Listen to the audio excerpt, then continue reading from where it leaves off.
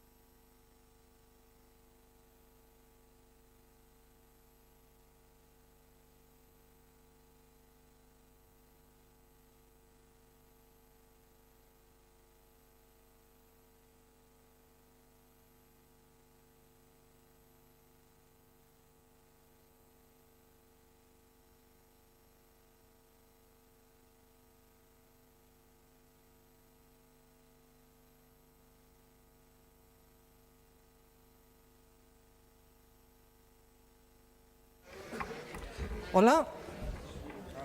Continuem.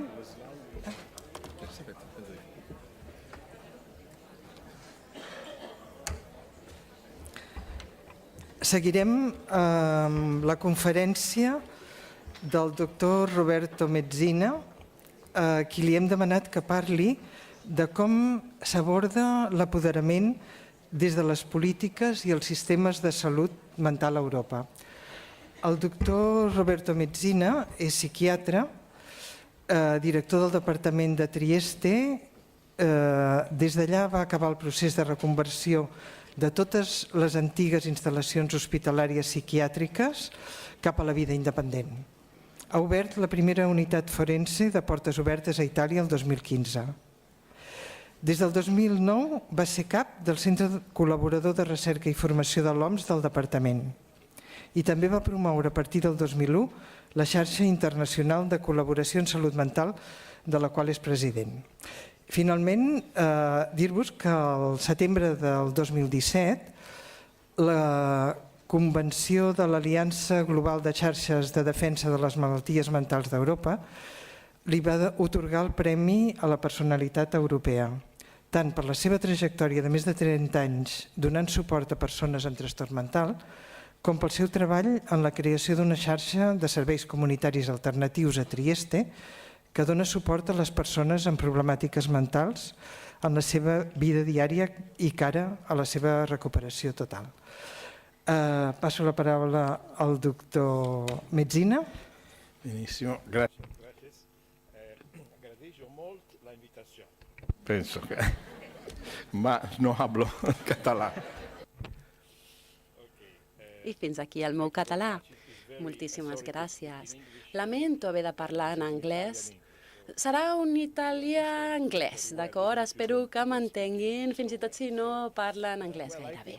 Bé, em penso que és molt important dir que és una gran oportunitat ser aquí i poder escoltar i aprendre a partir de les experiències que hem anat compartint tots i que teniu vosaltres a Catalunya. Crec que aquest programa, Activa't, està a la capdavantera del canvi de les estratègies que fan partíceps als actors i la comunitat en un nou concepte de salut mental.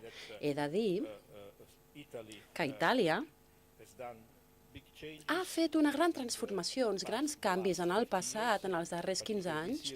Especialment aquest any celebrem els 40 anys de la reforma de la llei de la salut mental, la famosa llei 180, Legge Basala, li dèiem, anomenada per Franco Basali, malgrat que hi havia alguns aspectes crítics a la llei. Però en qualsevol cas, aquesta llei es va contemplar com a una feina que va requerir més de 20 anys. Així que es va aplicar finalment la llei l'any 1999 i l'any que ve farà 20 anys que Itàlia és un país sense hospitals psiquiàtrics. Així que per nosaltres ha esdevingut tota una fita. Els grans hospitals psiquiàtrics o els petits ja no existeixen més a Itàlia.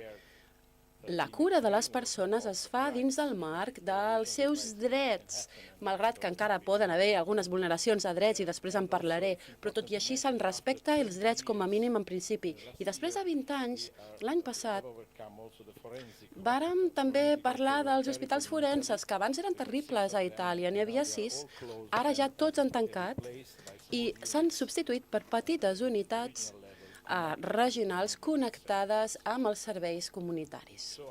Bé, en qualsevol cas, voldria començar recordant que ahir i també avui hi ha hagut moltes referències a tot això, però hi ha un document molt important que la OMS ha emès junt amb la Comissió Europea sobre l'empoderament. Em penso que és un document fonamental que cal llegir i que recalca la importància de l'empoderament pel que fa a la prevenció i la promoció de la salut mental.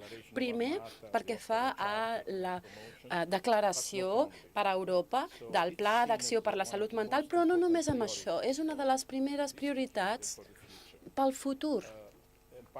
Aquesta declaració de l'empoderament, com l'Alison deia ahir, l'empoderament és també una cosa multidimensional, és un procés multidimensional que té a veure amb els individus, però també amb els grups, i que els considera éssers que han de tenir més control sobre la seva pròpia vida. I d'aquesta forma es poden fer una sèrie de canvis en els entorns socials i econòmics per tal de millorar les circumstàncies vitals relacionades amb la salut. Per suposat, hi ha nivells poblacionals molt importants, hi ha polítiques a Europa que ara es concentren en aquest aspecte. Recentment, la Unió Europea ha acabat una iniciativa anomenada EU Compass, on participen tots els països i es tracta d'una iniciativa que recalca especialment la importància de la promoció de la salut mental i de la prevenció de la salut mental, especialment als països europeus, i aborda especialment la protecció de les persones individuals amb el possible problema de creixement i desenvolupament dels nens, els adolescents, en un estil de vida que inclou sempre el benestar que ha de promoure unes relacions sanes, també a l'entorn de la feina, per exemple, però no es parla tant dels serveis. I avui jo vull parlar dels serveis, de la part dels serveis, perquè aquí és on radica la meva experiència. Jo, com a psiquiatre, he treballat molt com a director de serveis a la ciutat de Trieste. Bé, sigui com sigui, és molt important per a la població que l'apoderament esdevé una tasca social, que no només inclou a les persones que ho viuen en primera persona o les famílies o els amics, sinó que ha d'incloure a tota la comunitat, a les persones que donen feina, als sindicats, als polítics, a l'administració, als que fan les decisions polítiques. Hi ha una part individual fonamental, en podem parlar, que està estrictament connectada amb la idea de la recuperació, però també hi ha la dignitat, el respecte, la participació en les decisions, l'autonomia, la contribució a la comunitat general, el fet de poder tenir control sobre la pròpia vida, no sentir-se impotent, tenir una sensació d'autodeterminació, d'autonomia, però la comunitat, com deia, també ha de contribuir. Ha de contribuir al procés establint una sèrie de xarxes socials i mobilitzant el suport social i promovent sobretot la cohesió. He anat escoltant totes les ponències, tots els aspectes que s'han mencionat sobre el projecte Activa't, i té molt a veure amb promoure la cohesió entre les persones que viuen l'experiència, però també les seves xarxes, les seves comunitats. Això també és molt important. S'ha d'eliminar totes les barreres, els obstacles que impedeixen aquest procés. Bé, els individus, especialment les persones que ho viuen en primera persona, han de realment poder lidiar d'una forma millor amb les seves dificultats, però també tenir quelcom a dir en el seu tractament i en la seva cura. És a dir, han d'influir com se'ls dona el tractament i com se'ls dona els serveis socials i treballant cap a una visió de recuperació que inclogui les seves ambicions, els seus objectius i qualsevol aspecte de la seva vida, com ara la feina, qualsevol aspecte. A més, és important la igualtat, i la igualtat no només vol dir tenir els drets de fer la vida d'un mateix, la vida que un altre, sinó també les oportunitats i les eleccions. Té a veure amb la nostra societat, que ha de produir un entorn que permeti que les persones amb problemes, amb malalties mentals, tinguin disponibles oportunitats, ja tinguin discapacitats o ja tinguin una condició de fragilitat o de vulnerabilitat. Hi ha moltes teories que es poden connectar amb tot això. A mi em fascina pensar en l'apoderament com una paraula clau que esdevé un eix al voltant del qual podem considerar moltes dimensions, molts aspectes del coneixement actual que tenen a veure amb la malaltia mental, però també amb els estudis socials. Tot això està connectat amb la idea dels determinants socials de la salut, especialment el tema de la participació social. També té a veure amb el capital social, té a veure també amb la recerca sobre la xarxa social i el suport, la idea de la coproducció dels serveis, molt important. N'hem parlat també sobre el tema dels poders, però he mencionat Basàlia i el tema del poder ho anomena d'una forma que us explicaré després. El tema de l'adopció, l'apoderament d'un mateix amb els drets humans, però també a través de la comunitat, a través de la cooperació dels altres. I també el tema dels drets humans, com deia. Voldria recalcar moltíssim la importància d'aquest aspecte, perquè s'ha mencionat durant aquests 2 dies, però voldria recalcar-ho encara més. Fins a quin punt els drets humans són un component vital. L'apoderament és una part fonamental que ha de traslladar-se a les polítiques. Bé, el que he dit abans em porta a la idea d'una cultura desinstitucionalitzada. Què vol dir això? Doncs s'ha considerat sempre com a superar aquestes institucions psiquiàtriques del confinament, les institucions totals, però, de fet, això té a veure amb la separació entre la malaltia i la persona. La malaltia és una cosa, la persona és una altra. La malaltia és una cosa abstracta que se superposa a la persona, hi ha una idea molt més general de la persona, d'una forma molt determinada, en un context molt determinat, en un context en el qual viu la persona, que és la comunitat. És molt important, doncs, treballar amb el concepte d'una persona holística, una persona amb drets que s'han d'integrar en els intercanvis socials. Bé, això ens porta a una sèrie de preguntes, perquè també estic convençut que l'apoderament, per suposat, té una sèrie de limitacions pel sistema d'atenció sanitària, com utilitzem la detenció, el tema de l'obligació, la legislació que permet encara, o la presència, per exemple, d'unitats on les persones estan tancades, o la falta d'una política de portes obertes clara o la falta d'un umbral fàcil d'accés als serveis, la falta també, la mancança de drets socials i quin tipus de relacions de confiança amb el terapeuta s'estableixen, es basen en la confiança, en la negociació o no. Així doncs, hi ha barreres, hi ha problemes, ho sabem. Els serveis que utilitzen l'obligatorietat no per protegir la salut, si hi ha una reconfirmació d'aquest poder, si el servei té una actitud paternalista, per exemple, això és una cosa que hem de lluitar moltes vegades, fins i tot en aquesta situació a Itàlia, que ja és molt més afortunada del que era abans, però també si els serveis no són una porta oberta a les oportunitats i als recursos, sinó al contrari. Des del punt de vista clínic, hem d'anar cap a una visió que ho comprengui tot, que realment sigui integrada. Per això necessitem noves aliances en l'entorn comunitari.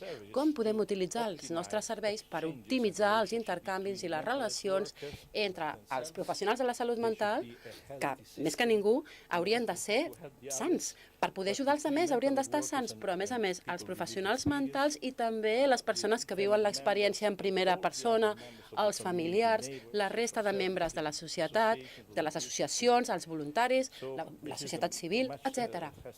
Tot això té a veure amb el procés d'una participació real.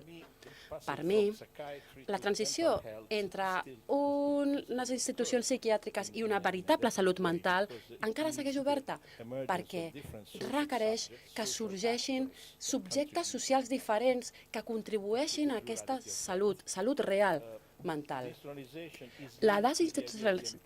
El fet de no tenir institucions més és molt important i té a veure amb l'apoderament, perquè hem de passar d'aquesta dominació, aquest control, a una relació terapèutica que es basi en la reciprocitat. És a dir, cal establir una relació recíproca que es basi en la idea de que les persones calen respectar-les i que no poden ser un objecte. Cal canviar, per tant, les relacions de poder. Basàlia, que mencionava abans, ens parla d'això. Ens parla de la pedagogia del poder, de com hem d'actuar en aquesta pedagogia del poder. És a dir, nosaltres, en les institucions antigues, per exemple, els metges tenien el poder. Hem de desestablir aquesta situació d'institucions i crear una nova situació en la qual fem participar els pacients des de dins i la comunitat també, per transformar les condicions existents de manera que el poder d'aquesta forma es divideixi, es delegui, es comparteixi, s'ofereixi com una elecció en una estratègia d'apoderament. El pacient en un hospital, a poc, hauria d'agafar de nou el poder, recuperar el poder.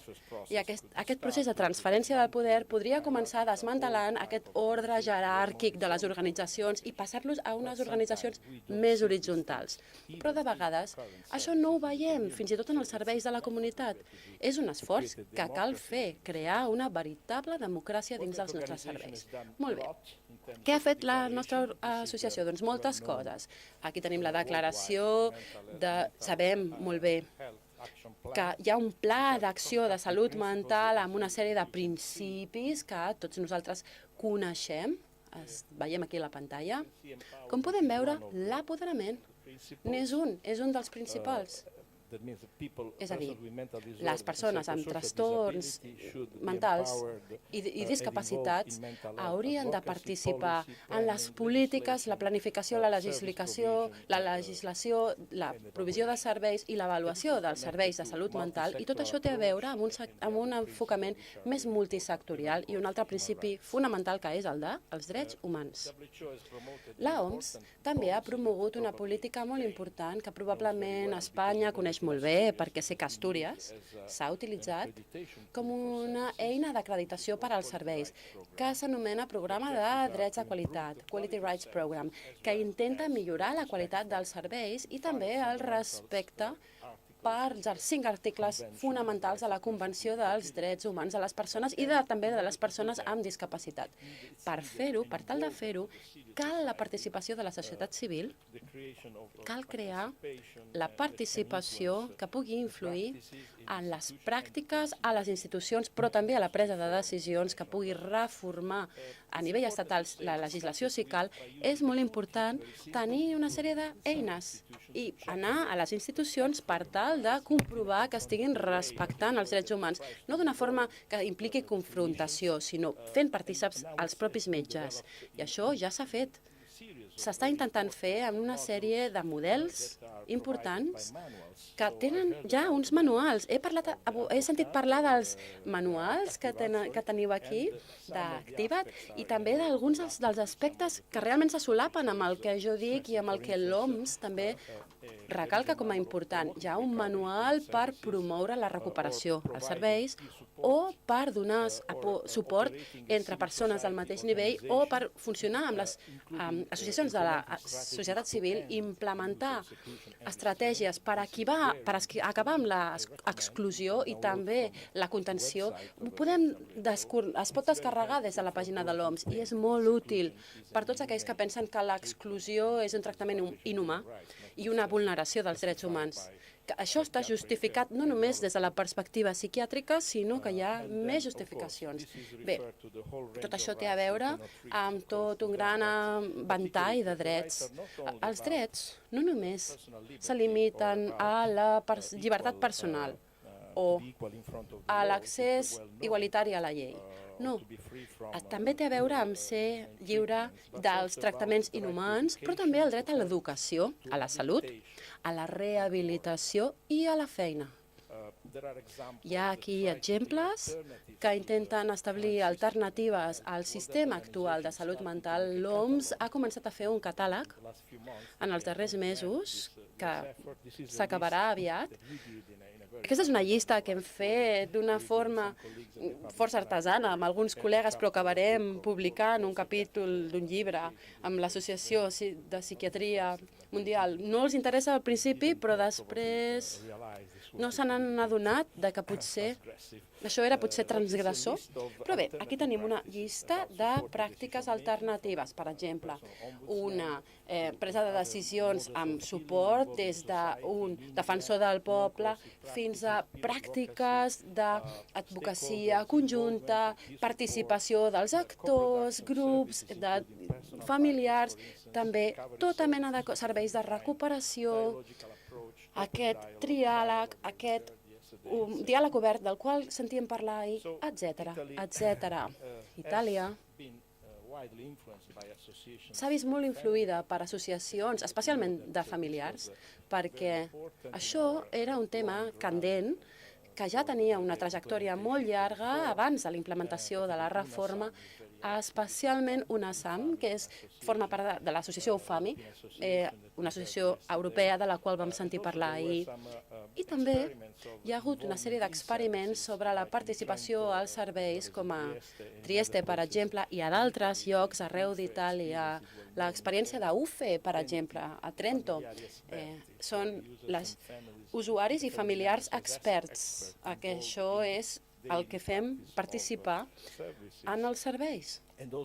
I també tenim una nova llei que recalca la importància d'aquest tipus de participació. Això, ho vam intentar començar a fer una proposta de llei, però malauradament encara s'ha d'acabar de tramitar. Bé, sigui com sigui, estem parlant de la idea de la llibertat, la participació, que tot això està molt relacionat entre si. La llibertat és terapèutica. Aquest era l'antic eslògan de la revolució dels 70. Avui en dia, el nostre sistema ha estat estudiat per l'Institut Neerlandès Trimbos, que proposa debatir aquest títol, que és la llibertat primer. Sí? La llibertat ha de ser un precondicionament de l'assistència. No hem d'oblidar que la llibertat és una condició prèvia per l'apoderament. La rehabilitació és una paraula antiga, però també està molt connectada amb tot això i amb l'apoderament. S'ha de crear un sistema d'accés a les opcions que integri els recursos personals, els recursos instrumentals dels diversos serveis, que ha de tirar enrere les barreres i els obstacles. L'apoderament té a veure amb moltes coses, incloent la formació. Tenim la psicoeducació, per exemple, però també les relacions socials i una visió més àmplia de la realitat social. Hem llançat aquesta idea d'una rehabilitació sociocultural. Vàrem fer cursos als 90 que posaven els usuaris dels serveis en contacte amb les universitats per descobrir la història del panorama natural de Trieste i per explorar aquest entorn i veure com canviar-lo i per saber-ne més, per saber quines eren les condicions culturals en les quals vivíem. Aquesta part forma part de ser ciutadà amb consciència, és a dir, per tot això, no només cal un terme abstracte com llibertat, sinó l'emancipació. L'emancipació és també una paraula molt poderosa, que significa que ens estem alliberant d'unes condicions opressores i que estem progressant envers una altra condició molt més favorable. Així que aquests determinants socials ara s'han reconegut. És curiós perquè a Basali, a Trieste, se l'acusava, a Itàlia també, de ser una espècie d'activista polític que només intentava promoure aquesta idea de com la psiquiatria social amb fins polítics, però avui en dia hi ha una recerca molt seriosa com la del Michael Marmot, per exemple, que és arreu cèlebre, i s'ha reconegut la importància d'aquests determinants no mèdics de la salut, especialment els determinants socials que es van acumulant durant el curs de la vida, durant els curs de la vida i tenen efectes positius i negatius sobre la salut que es van acumulant des de la fase prenatal fins a la primera infància, etc. I tot això, en certa manera, condiciona la forma com vivim, com naixem, com creixem, com vivim i després com envellim. Per tant, el concepte de capital social també està molt relacionat amb això perquè té a veure amb la societat, amb els grups, però també amb els individus. És la relació, són els recursos relacionals que cadascú de nosaltres pot tenir i tot això està connectat amb la xarxa.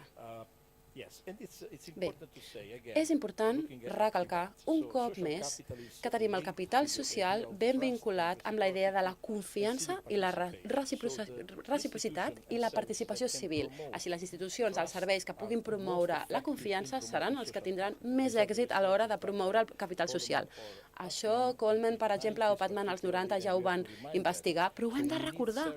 Hem de recordar que els serveis realment han de ser socials, però també hem de tenir serveis psiquiàtrics que siguin capaços de comunicar una sensació de confiança, d'aliança, de reciprocitat. D'aquesta manera es podrà promoure el capital social en els individus d'una manera efectiva. Normalment, quan comencem a parlar d'això, parlem d'un intercanvi. L'intercanvi és una paraula màgica. Novament, tenim els usuaris, les persones amb les malalties mentals, dins del marc d'un intercanvi social, és a dir, desempenyant un paper social en el qual estan negociant, acordant. És un procés d'intercanvi. Relacions i fins i tot béns. Un produeix. Quan està en una organització, per exemple, una cooperativa social, a la feina, som un membre productiu de la societat. És a dir, tenim certes coses per intercanviar, però també la cooperació. La cooperació és molt important, que implica compartir els objectius dels altres per a un objectiu comú, però també per una relació recíproca.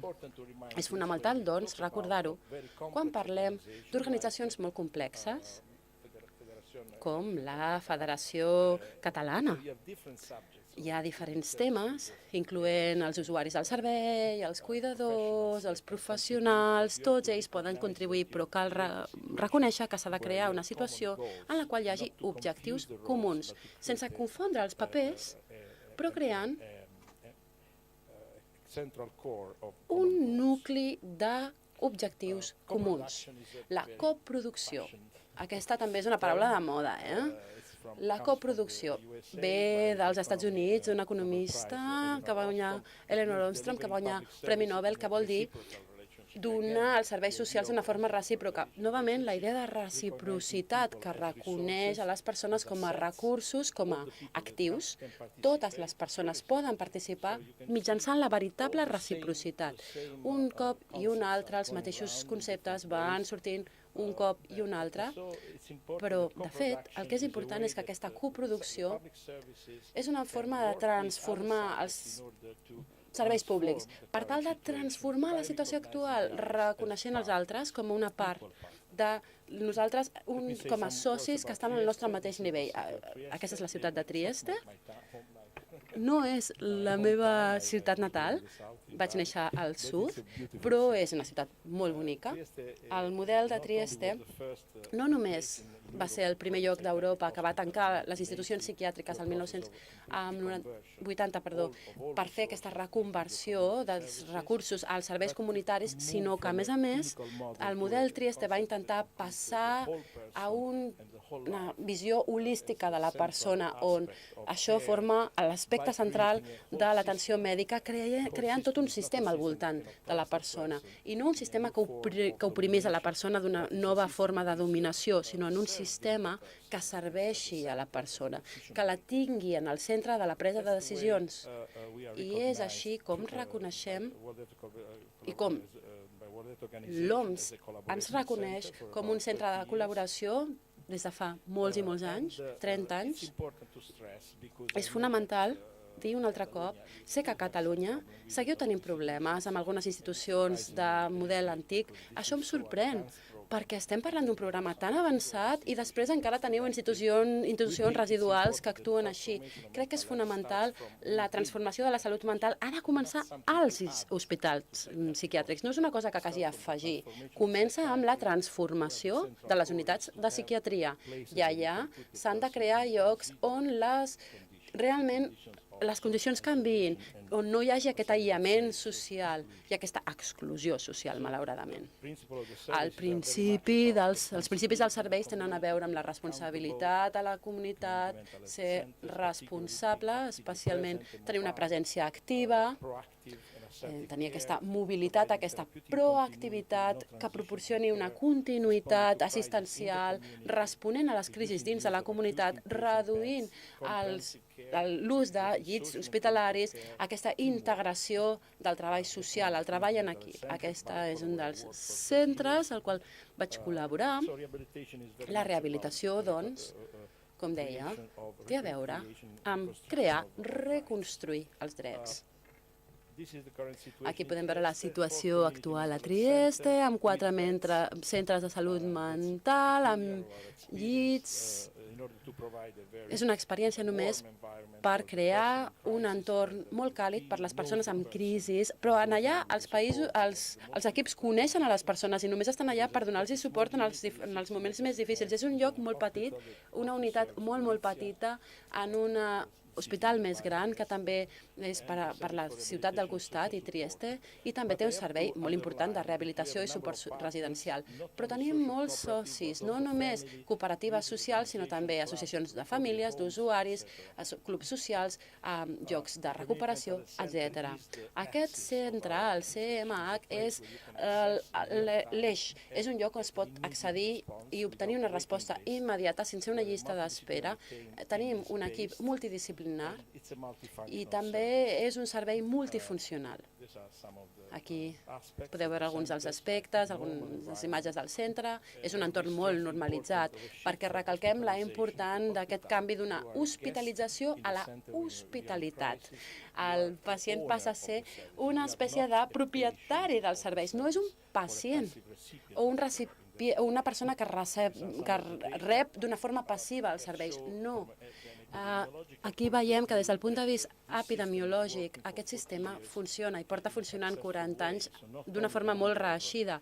I no només pel que fa al nombre de persones que reben aquesta assistència d'una forma amb molt bona cobertura, sinó també té a veure amb un 2,2% de la població, però no, això té a veure amb el nombre petit de persones que realment requereixen aquests serveis especialitzats. Tot és a portes obertes. No s'utilitza, per suposat, la contenció mecànica ni l'electroxoc.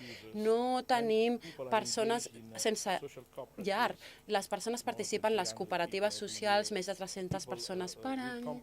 Tenim persones amb necessitats complexes que reben el suport i hi ha nous programes que s'estan instaurant, com ara les llars de recuperació.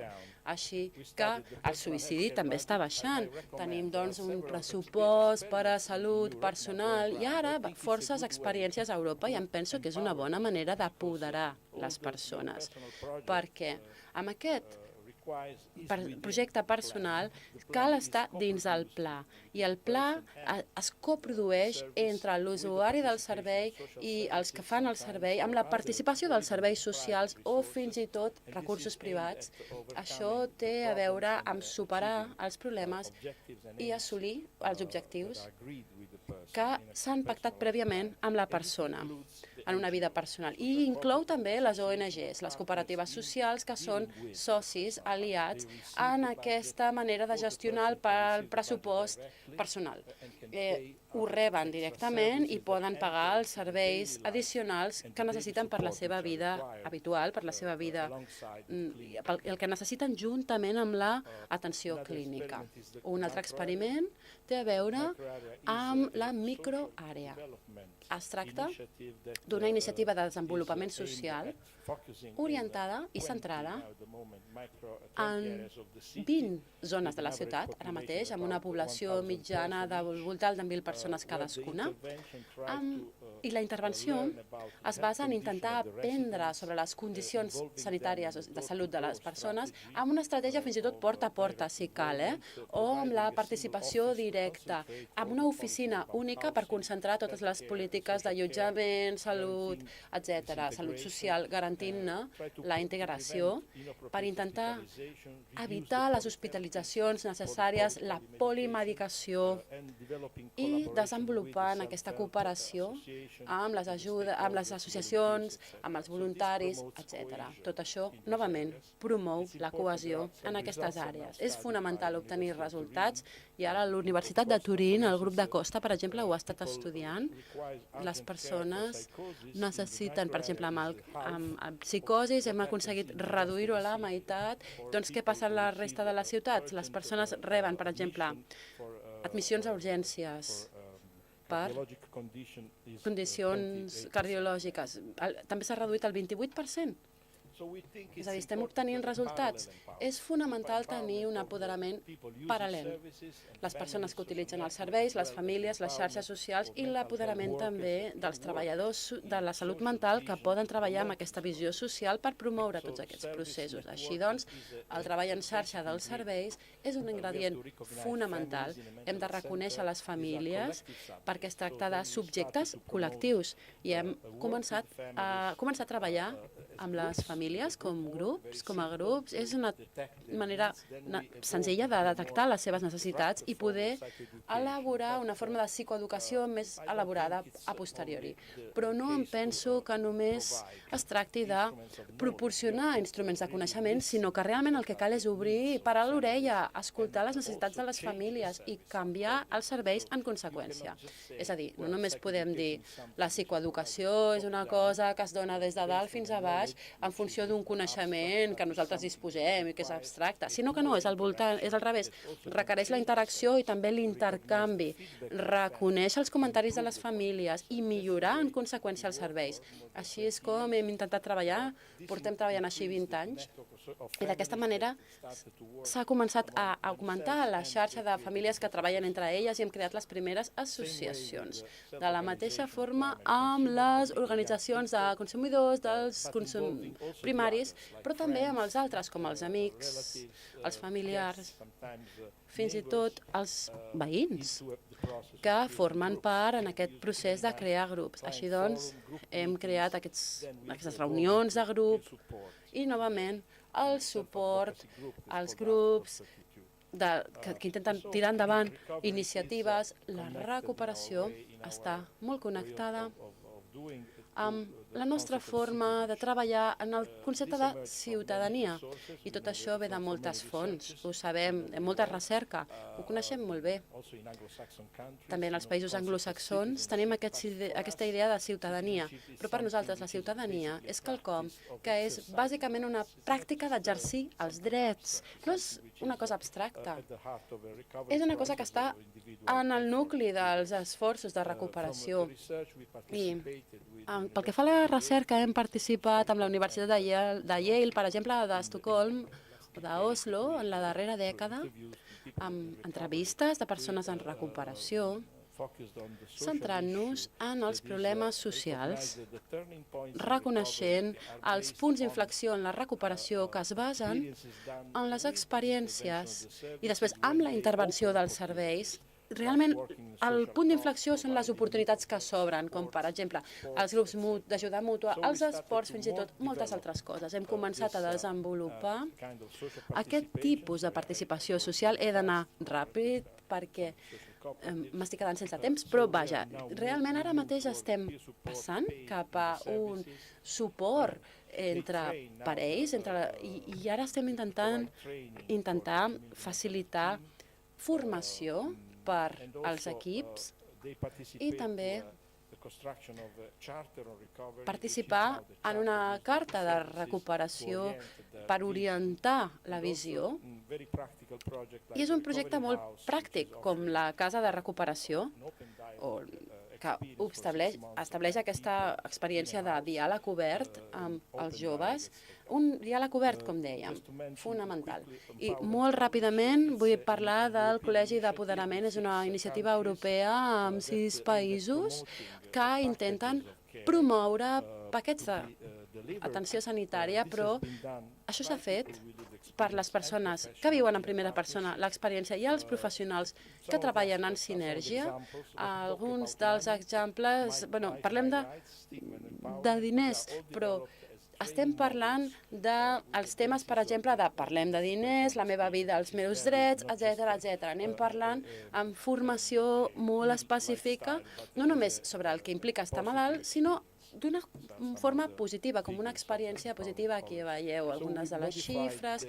Hem modificat, doncs, la idea d'un centre de dia a un centre de dia difós, en el qual hi ha la participació de les activitats col·lectives que tenen a veure amb el benestar, amb la salut física. Tenim el que anomenem setmanes saludables, on, per exemple, les persones poden conviure en una casa amb un programa actiu durant tota la setmana. Tenim un programa de gènere a través de les associacions feministes, també tenim les expressions contra els estigmes, teatre, música, etc. I tenim el projecte Ments Sana, que novament parla d'hàbits de vida saludables. I creiem, com a conclusió, que és fonamental que la nova organització dels serveis de la comunitat reconegui tots els actors socials, però els permeti també donar sentit a la seva vida, sentit i valor a la seva experiència. Aquests són els valors, això és el que hem de fer, i tot això es fa mitjançant la democratització del procés, acceptant les contribucions que poden proporcionar per modificar el propi servei. I això significa treballar amb les relacions institucionals i en tota la vida. Així doncs, la democràcia, al cap i a la fi, és la situació que volem crear i em sembla que és molt important perquè és un canvi molt important en el paradigma de la salut mental i és un paradigma amb diferents aspectes. La visió de respondre a les necessitats i els drets. Les necessitats es poden detectar, però els drets és una cosa que es pot defensar d'una forma forma activa. S'ha de passar dels pacients hospitalitzats a una espècie de gent que està a les instal·lacions comunitàries i amb unes pràctiques donant-li el poder a les pròpies persones, posant sempre la llibertat primer i reconeixent els drets individuals i col·lectius. Tot això, al cap i a la fi, són drets humans. I passar de la custòdia a la lliure voluntat, a l'autodeterminació, de la malaltia a la persona en una idea d'una vida completa. Pensem que aquesta capacitat de democratitzar els serveis es basa en una forma d'empoderament que ha de reconèixer l'altre en una conversa i en una negociació que pot canviar el servei i la visió de la pròpia psiquiatria. Moltes gràcies.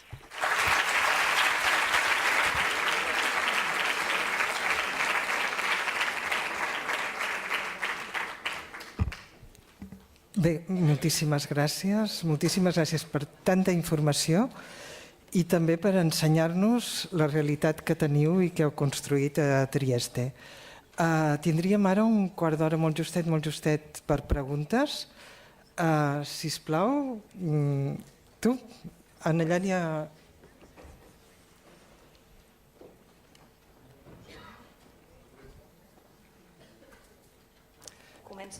Comença. Bueno, al llarg d'aquests 2 dies, la veritat és que he tingut una sensació agridulce. Hi ha moments que he vist molta esperança després del pilotatge, hi ha altres moments en què he escoltat una certa autocomplaença per part d'alguns intervinents. A mi, quan acabem d'això, què és el que em fa por o què és el que no m'agradaria? No m'agradaria que només canviéssim les aparences, que només canviéssim el llenguatge, però que no canviéssim el fons de les coses. Una miqueta algú feia al·lusió a una transició que no hem fet en aquest país en el que encara hi som. I això és el que em fa por amb tot el tema de salut mental, que en el fons no canviem el constructor real.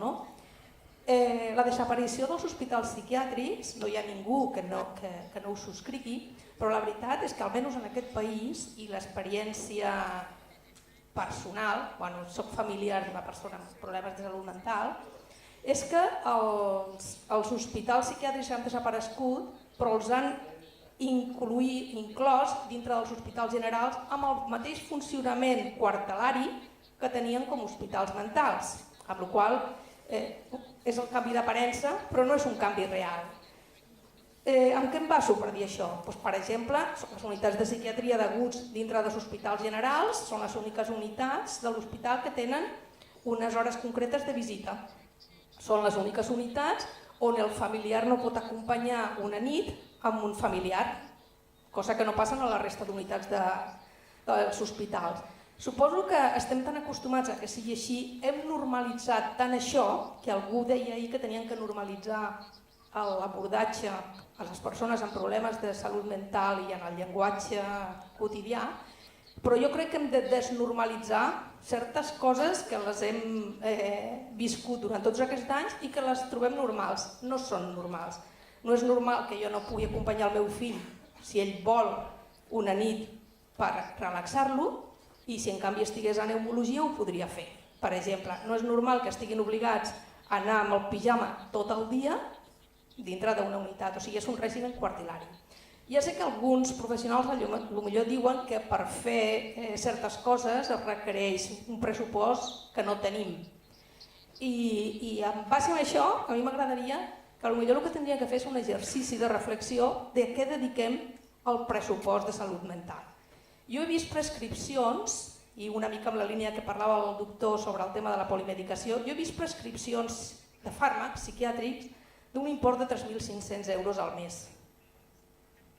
Evidentment, amb 3 o 4 antipsicòtics, que a més la suma de la dosis de totes elles se n'anava a 5 dosis diàries definides segons l'OMS, o sigui, una sobremedicació tremenda.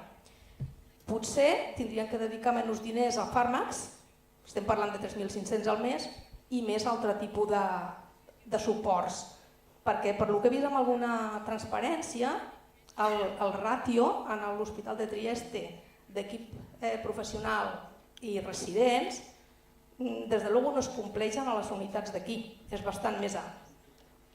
Per tant, no sé, és una reflexió, però si hi ha alguna persona de les institucions que ho pensin, que potser el que tindrien que fer és una racionalització de les despeses en fàrmacs i posar-les en un altre lloc. Gràcies.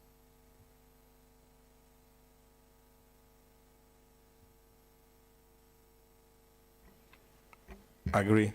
100%. És que estic del tot d'acord amb el que acabes de dir.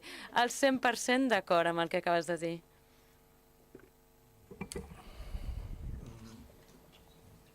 Buongiorno, grazie mille por estar aquí en Barcelona con todas las personas, todas las ciudadanas que formamos parte de esta red de solidaridad que es el Activat, una red de solidaridad que se reconoce o se empieza a conocer y que desde ahí propone otras maneras de abordar el sufrimiento mental. Mi pregunta iba en la línea que apuntaba Marisa. Disculpas porque no hemos podido estar, hemos estado ahora con gran parte de los representantes de las administraciones públicas en otra reunión paralela y no podrán estar los que estaban allí, creo que no han venido, pero sin haber escuchado parte de la ponencia, cosa que me entristece. La pregunta es, ¿de qué manera se concretan en estas políticas europeas los programas de reducción y discontinuación de psicofármacos? Y si dentro de esos relatos, no sé si se concreta ya en objetivos, no sé si se concreta en acciones, pero si fuera así, preguntar si hay algún objetivo específico para Cataluña, para España, dada la excepcionalidad del abuso y, como bien decía la compañera, de la forma tan natural que ya aceptamos pues que las personas no tengan techo y no tengan para ponerse comida garantizada a final de mes en la boca, pero sin embargo sí que tengan garantizada desde el minuto 1 una serie de apoyos tecnológicos que ofrece la tecnología de la psiquiatría, que son los psicofármacos. Entonces, bueno, eso, cómo se concretan estas nuevas políticas y si hay algún redactado específico para Cataluña y para España.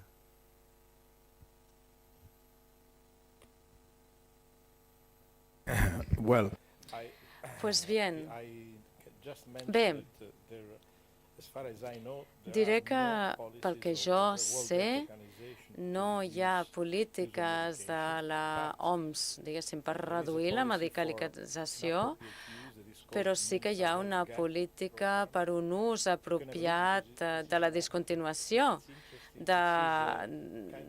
d'alguns tractaments de salut mental. I, de fet, hi ha ara una aplicació, podem descarregar MH App i tenim l'aplicació MH per Mental Health.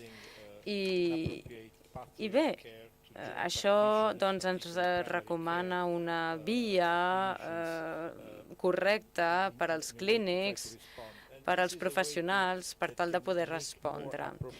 I bé, això seria una manera més apropiada de fer ús del nostre paper com a professionals i d'actuar en certes pràctiques. I també fa 2 setmanes es va mostrar com gestionar les persones amb malalties físiques que també tenen greus trastorns mentals. I crec que és la primera vegada que tenim una recomanació d'aquesta envergadura, realment, que reconeix el dret de tenir salut física dins de la salut mental, perquè sembla que aquells que pateixen una malaltia mental no tenen dret a certes condicions físiques bàsiques. Per exemple, si utilitzo un antipsicòtic, això pot fer augmentar el pes o canviar el metabolisme o produir problemes cardiovasculars. Això ho hem de saber, ho hem hem de tenir en compte, hem de reduir riscos en això. És a dir, que per primera vegada fa 2 setmanes comença a haver-hi suggerències en aquest sentit basades en l'evidència, cosa que és molt bona.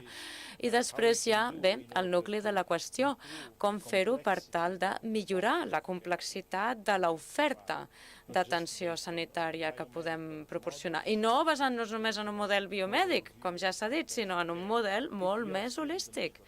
Estem encara al mig de tot això, jo diria. Alguna altra pregunta? Grazie Roberto, Prego. molto interessante. Ara passo català. Ok. Vostè ha parlat dels drets que marca la Convenció com drets que marquen a l'inici per considerar persona a la primera persona i poder fer passos avançats cap a la seva llibertat, cap a la seva visió holística com a persona que ens centra en qualsevol tractament. Nosaltres, des de la Federació i altres àmbits també de salut mental, estem treballant amb documents que ens apropin a planificació de decisions anticipades o també amb el procés de modificació de la capacitat. Vostès, que veig que van una miqueta més endavant, com han evolucionat amb aquests aspectes més legals que d'alguna manera coarten la llibertat de la persona i que l'article 12 ja ens parla a nivell de convenció de tot això? Han fet algun progrés? Gràcies. No, Italy has Bé, Itàlia ha emès una llei, la llei de 2017, el desembre del 2017, és a dir, que encara no s'ha aplicat de manera gaire extensiva. És a dir, no és tant la presa de decisió anticipada, sinó més aviat una llei sobre... Sí, crec que deuen ser les últimes voluntats abans de la mort de la persona. Doncs bé, és una llei sobre això i els primers articles parlen d'això que vostè acaba de dir, doncs el dret de la persona a tenir realment un consentiment informat i real i que la persona aprovi el que proposem que es faci. I és increïble que de moment no hi ha debat. No hi ha debat en aquest sentit i això és terrible. La setmana que ve tenim l'acreditació canadenca que ve a visitar-nos a la nostra unitat a Trieste i d'això en parlarem, perquè a Itàlia ens fa falta i com veig aquí a Espanya també. I nosaltres estem mirant de trobar més experiències i més informació de tipus legal per poder actuar també. El que sí que puc dir és que sí que mirem de treballar molt la idea del pressupost personal i de la planificació de tractament personalitzada de cara a la inclusió social. Crec que això pot fer-nos canviar de percepció, realment. És a dir que, per exemple, quan decideixes un projecte i aquest projecte implica una certa quantitat de diners, doncs aleshores sí que parlem de coses serioses, oi? I això s'ha de discutir entorn a una taula, definitivament. Sí, que són 2 minuts, ho sento, Thank you very much for your presentation. Moltíssimes gràcies per la presentació. És de veritat? És for real? Because it's nothing like happening here. Perquè, clar, tot això no ens està passant aquí. I tens que passar llista d'espera de 2 mesos, quan la crisi ja s'ha passat. Vull dir que... I una altra, puc anar a viure a Trieste?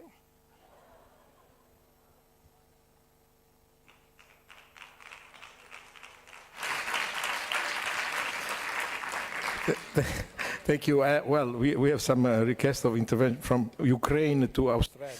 Clar, sí, sembla que des d'Ucraïna fins a Austràlia la gent es vol venir a viure a Trieste.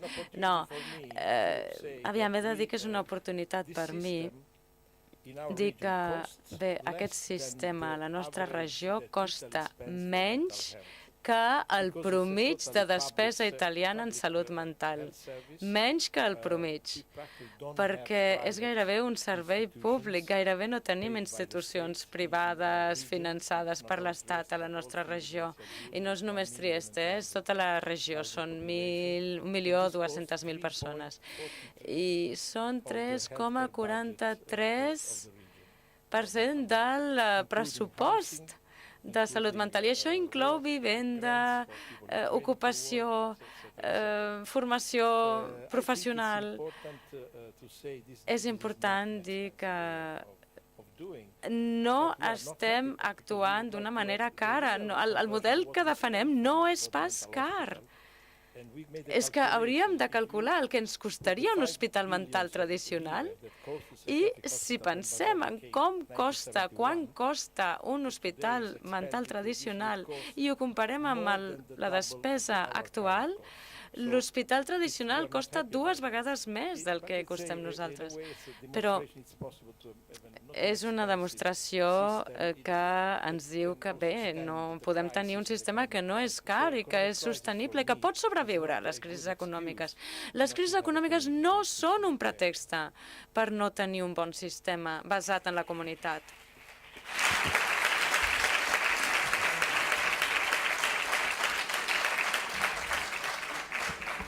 Bé, moltes gràcies a tots. Ara hi haurà l'espai per compartir les conclusions dels 12 tallers que es varen fer ahir.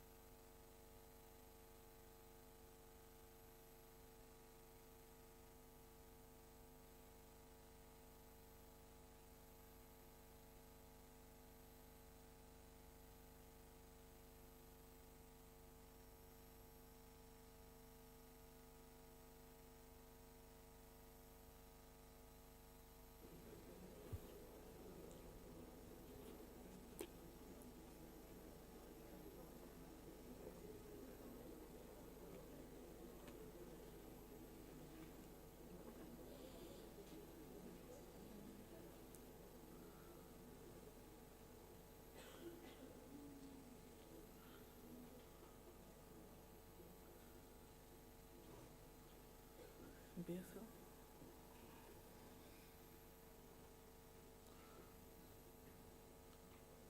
Hola, bona tarda.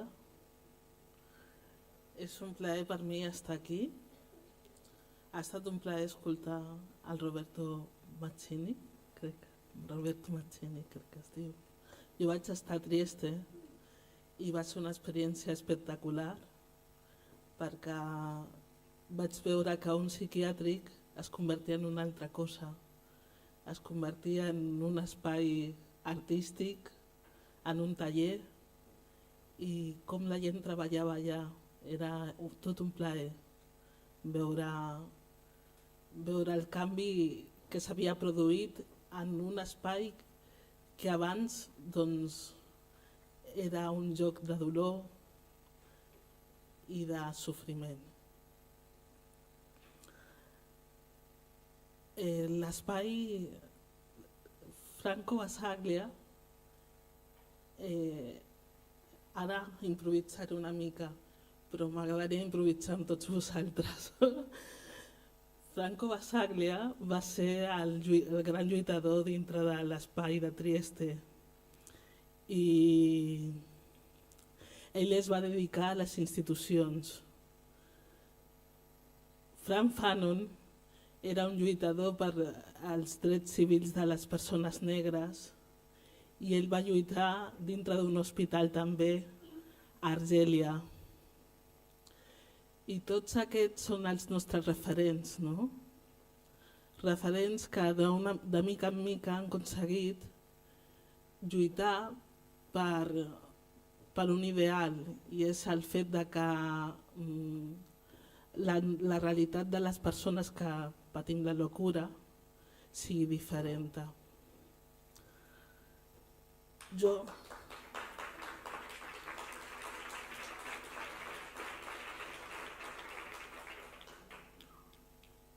ara aquí tinc els 12 tallers que presentarem en conjunt. Són les reflexions i propostes de futur i la primera persona relatora serà la Cristina Fernández. Endavant. Hola, bon dia. Moltes gràcies per les teves paraules. En primer lloc dir que jo soc Cristina Fernández, la persona que representa l'Espai Situa't a les Terres de Lleida i m'ha tocat presentar el recull de les conclusions sobre els temes més importants que ahir van sorgir al taller dedicat a l'avaluació de l'Activa't. Sobretot aquest va ser un espai, un marc que va poder oferir un espai d'aprofundiment i continuïtat a la presentació dels resultats que va donar Ivalua ahir al dematí. Per facilitar aquesta presentació, amb els membres de l'equip hem intentat, el que hem fet ha estat dividir aquestes conclusions en 3 apartats per facilitar la comunicació de les mateixes. En primer lloc, són els resultats exposats per Ivalua, que no entrarem perquè creiem que la següent part sí que és la important, que és més aviat la valoració que es fa. Ja podeu veure aquí en pantalla quins van ser. Aquest és un petit resum de tot allò que va portar Ivalua i que es va repetir al principi del matí i que es va repetir al principi del taller. En la segona diapositiva podeu trobar que jo crec que aquí sí que és l'essència una mica del que va ser el taller i del treball en grup, que és la lectura i la valoració de les diferents mirades del que són aquests resultats i del que representen aquests resultats. Una mirada una mica més de curt. Sobretot la idea és poder interpretar els aprenentatges que podem fer després de l'avaluació del projecte i poder replantejar accions i posar en valor aquelles que han estat exitoses. No entraré en totes, però podem parlar de com ha afectat el fet de treballar en unitats familiars, de si cal o no implementar el circuit de manera individualitzada sense requerir de la participació de la unitat familiar, perquè ens donàvem compte que potser això podia haver afectat aquests resultats finals i com pot ser que l'Activa't, aquest circuit, l'avaluació pugui donar-se d'una manera més modular que afavoriria la participació i potser filaria més prim a donar resposta a diferents perfils que ja eren qüestions que ja havien sortit en la primera presentació de resultats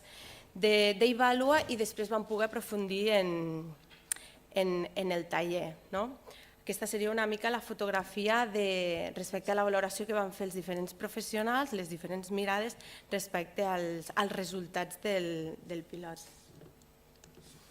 D'acord, aquest tercer apartat, sobretot, ens van centrar, el vam voler titular